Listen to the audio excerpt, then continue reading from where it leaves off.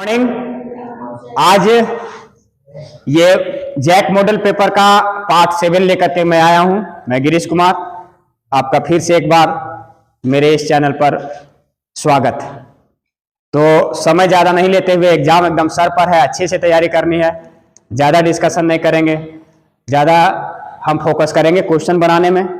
ये देखो, ये सेट थ्योरी का क्वेश्चन है, 31 नंबर क्वेश्चन। ये हमेशा इस टाइप का क्वेश्चन आता है कि एफ दिया हुआ रहेगा, जी दिया हुआ रहेगा और fof of x, gof of x, fog of x, ये सब निकालने के लिए दे देगा एग्जाम में, है ना। तो ये कैसे निकालेंगे से देखना। एकदम ये क्वेश्चन आता है जैक बोर्ड में, इसलिए बहुत ही इंपॉर्टेंट क्वेश्चन है। हम यहाँ पर हमको निकालना क्या है, ये फॉफ। ध्यान से देखोगे एक बार में ये समझ में आ जाएगा। यहां पर क्या कहानी है देखना। फॉफ ऑफ एक्स को हम लोग लिखेंगे फंक्शन ऑफ एफ एक्स, ठीक है। अब देखना, ये एफ ज्यों का त्यों रखो, एफ एक्स का वैल्यू यहां पर पुट करो। एक्स अगर यहां इनपुट है तो ये एफ एक्स के रूप में क्या निकलता है, ये वैल्यू निकलता है। तो ये वैल्यू यहां पर बैठाओ, 4x + 3 अपॉन 6x - 4। क्लियर यहां तक। यहां पर डिनोमिनेटर 0 नहीं होना चाहिए, इसलिए पहले कह दिया है कि x नॉट इक्वल टू 2/3, मतलब 2/3 रखेंगे यहां x के जगह, तो ये 0 आ जाएगा, जो इनडिटर्मिनेट फॉर्म क्रिएट करता है। नीचे डिनोमिनेटर कभी 0 नहीं आना चाहिए, इनफाइनाइट हो जाता है। ये f(x) बैठा दिए। अब हमको कह रहा है फॉफ ऑफ x का वैल्यू x आना चाहिए। तो ये देखो, f है यहां फंक्शन, ध्यान से देखना, f है ना, यहां f था, इनपुट क्या किए थे x, तो आउटपुट मेरा ये निकला था। मतलब वेरिएबल जहां जहां है वहां वहां अब क्या पुट होगा, f के जगह अब इसको इनपुट करना है।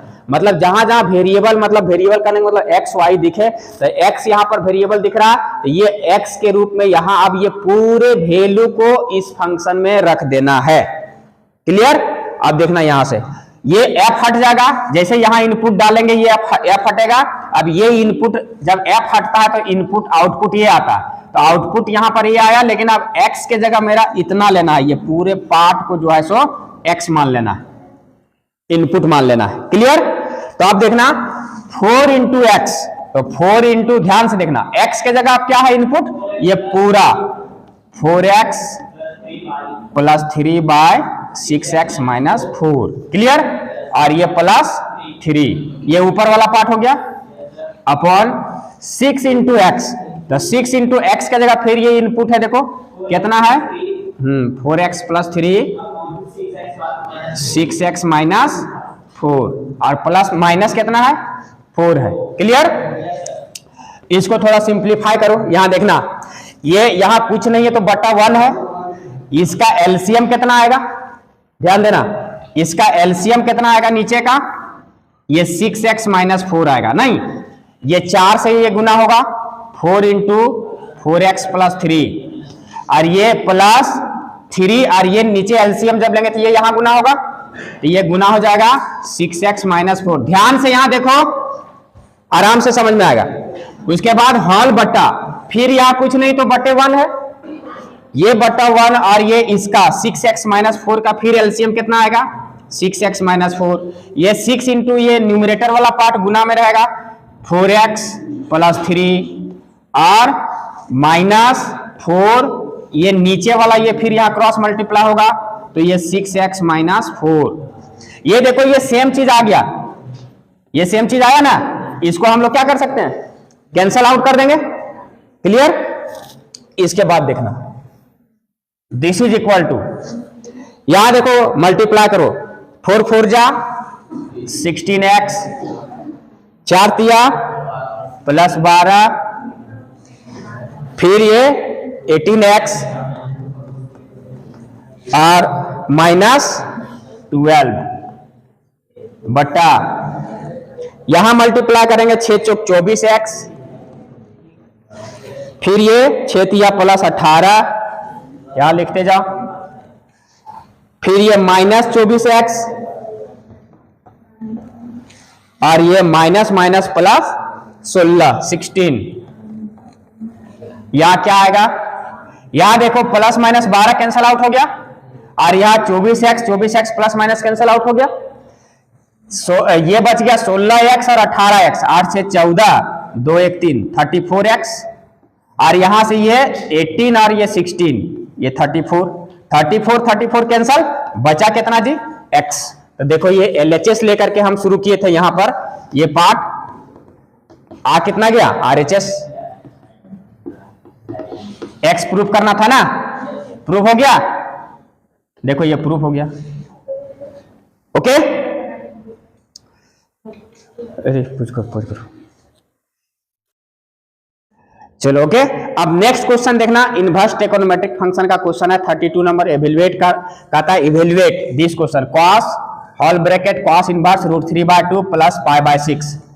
यहां देखना cos इनवर्स ये √3/2 है, तो चूंकि हम लोग फॉर्मूला जानते हैं कि सबसे पहले हम बताए थे डोमेन और रेंज, है ना।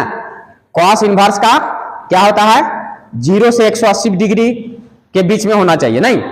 तो ये cos इनवर्स हम लोग पढ़ा चुके हैं कि cos इनवर्स cos x, इसका वैल्यू x होता है, ये बता दिया जा चुका है। अब क्या करना है, देखो यहाँ cos इनवर्स यहाँ पर ये √3/2 है, इसको cos के रूप में यहाँ लाना है। तो यहां तुम लोग ध्यान दोगे, हमने लिख के रख दिया कि साइन थीटा का वैल्यू जो है 0 degree, 30 degree, 45 degree, 60 degree, 90 degree, इसका वैल्यू 0 का 0, 1/2 इस टाइप से आता है। देखो cos थीटा का वैल्यू रिवर्स चलता है, उल्टा, जहां इधर 90 है वहां 0 डिग्री आ जाएगा, 0 इधर राइट साइड से लिखना शुरू करो, लेफ्ट की ओर, मतलब साइन में क्या है, ये ऐसे समझो कि साइन थीटा का वैल्यू 0, 30, 45 ये क्या है, डिक्रीजिंग ऑर्डर में जा रहा है। मतलब समझो कि हम लोग लिख रहे हैं किधर, बाएं से दाएं ओर, मतलब हिंदी, और cos थीटा उसका उल्टा चलता है, मतलब इधर 0 डिग्री कहां से शुरू करो, दाएं से बाएं, मतलब सोचो उर्दू, तो हिंदी और उर्दू दोनों क्या है, एक दूसरे की पूरक है, बहन है ना रे। तो अब क्या है कि इसको हम लोग राइट साइड से शुरू करते हैं, लेफ्ट की ओर चल रहे हैं, तो 0, 30, 45, वैल्यू बीच वाला यही रहेगा। ये चीज ध्यान में देनी है, तुम लोग इसको भूल जाते हो, इसको ध्यान रखना है। अब देखो यहाँ √3/2, तो cos इधर से जब शुरू करेंगे तो √3/2 किसके सामने आएगा, 30 डिग्री के सामने। तो 30 डिग्री को रेडियन में चेंज करेंगे तो π/6, क्योंकि पाई का वैल्यू होता है पाई रेडियन का 180 डिग्री, 180/6 मतलब 30 डिग्री। तो यहां पर π/6, तो इसको कैसे लिखेंगे सो देखना, ये cos बाहर वाला को अभी रहने दो, ठीक है। यहां पर cos इनवर्स ये √3/2 को हम लोग लिखेंगे cos π/6, और प्लस यहां π/6 है। अब यहां पर cos रहने दो, cos इनवर्स से cos, ये देखो ये फॉर्मूला लगेगा तो x हो जाएगा, तो x के जगह यहां कितना है जी, π/6, ये π/6 आ जाएगा ये वाला पार्ट, और यहां पहले से π/6 है, इसको रहने दो। This is equal to cos π/6 और π/6 को जोड़ेंगे कितना आएगा, 2π/6 आएगा, और ये cos इसको काट देंगे तो ये आ जाएगा π/3।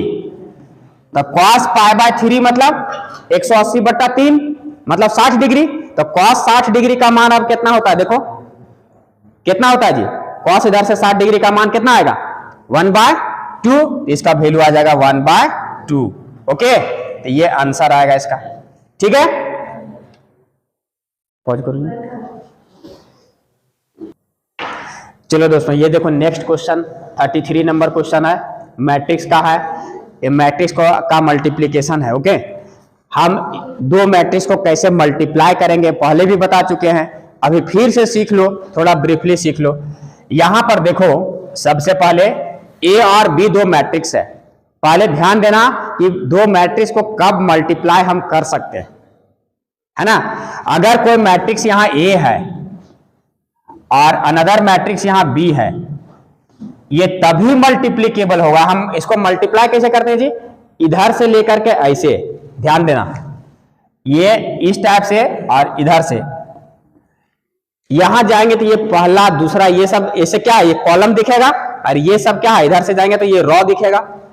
तो ये a इंटू बी सबसे पहले मल्टीप्लीकेबल तभी होगा जब a का जो है इसका कॉलम, जैसे ये रो बाय कॉलम होता है और यहां भी रो बाय कॉलम, तो इसका कॉलम इसके रॉ के बराबर होना चाहिए, इक्वल होना चाहिए। क्या होना चाहिए? a इंटू बी तभी मल्टीप्लाई कर सकते हैं जब a का कॉलम b के रॉ के बराबर होना चाहिए। अगर बराबर नहीं है तो ये मल्टीप्लीकेबल नहीं होगा। ओके, अब यहां पर देखो कैसे ये मल्टीप्लाई होगा। सो देखो यहां पर 2/2 है, यहां भी 2/2 ऑर्डर का है, तो इसका कॉलम देखो इतना है, इसका रो मतलब दोनों का इक्वल है, तो ये मल्टीप्लीकेबल होगा। तो अब इसको मल्टीप्लाई कैसे करेंगे? सो देखना, इसको हम इसके एलिमेंट्स के साथ, जैसे 1 का 1 के साथ, फिर 2 का 0 के साथ यहां जोड़ेंगे, 2 इंटू 0, एकदम डिटेल्स में बढ़िया से एक बार समझ लो।